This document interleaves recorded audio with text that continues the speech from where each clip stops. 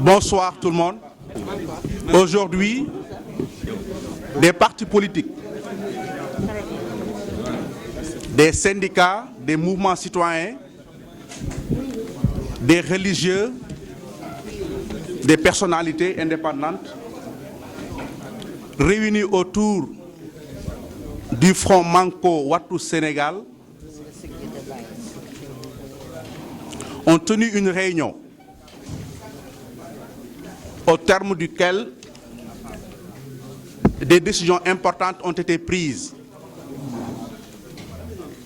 D'abord, nous devons signaler que notre code de conduite a été adopté unanimement, ainsi que le plan d'action, et nous allons vers des actions décisives. Parce que vous tous, vous l'avez entendu, le garçon qui occupe le palais de la République a déclaré effectivement que l'opposition sénégalaise ne fera rien, et là, il se trompe. Et retenez bien, le 20 septembre prochain, l'opposition sénégalaise Wattu Sénégal va tenir sa première conférence de presse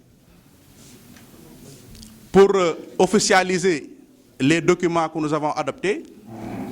Et là, nous invitons les Sénégalais et les sympathisants. Et Inch'Allah, le 14 octobre prochain, nous allons organiser une marche nationale et internationale à Dakar, dans les autres départements et régions du Sénégal.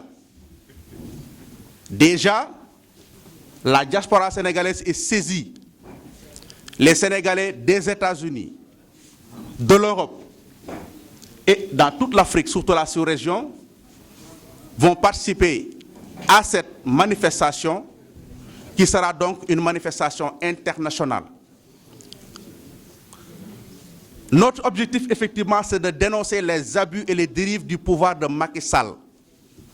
Nous ne sommes plus en face d'une dictature rampante, nous sommes en face d'une véritable dictature qui s'est installée dans cette République du Sénégal. Des Sénégalais, femmes, hommes, jeunes, handicapés, ont versé leur sang, sont morts ou privés de liberté pour défendre cette démocratie sénégalaise. Ce n'est pas un garçon, ce garçon qui occupe le palais de la République qui va confisquer nos libertés ou compromettre cette démocratie sénégalaise. Nous disons tous non. Et le 14 prochain, octobre, nous invitons tout le peuple sénégalais, sans exception, journalistes évidemment, tous les travailleurs, même le chômeur, à se joindre à l'opposition sénégalaise pour la jeunesse, effectivement, pour sauver la démocratie sénégalaise. Les pillages, nos ressources publiques sont pillées par une famille. Le président, son épouse, son frère, sa famille. La famille du président, la belle famille. Les libertés sont confisquées. La justice est devenue un instrument politique contre les opposants. Je pense que le président Macky Sall a atteint un niveau qui était vraiment impensable lorsqu'il prenait le pouvoir en mars 2012. Nous allons corriger la situation, redresser l'État du Sénégal pour remettre le Sénégal sur les rails, parce qu'effectivement, le président Macky Sall a fini d'installer une dictature dans notre pays, ce que nous allons combattre est dans l'unanimité, dans l'union. Comme vous l'avez vu, nous tous ici, nous avons oublié notre origine.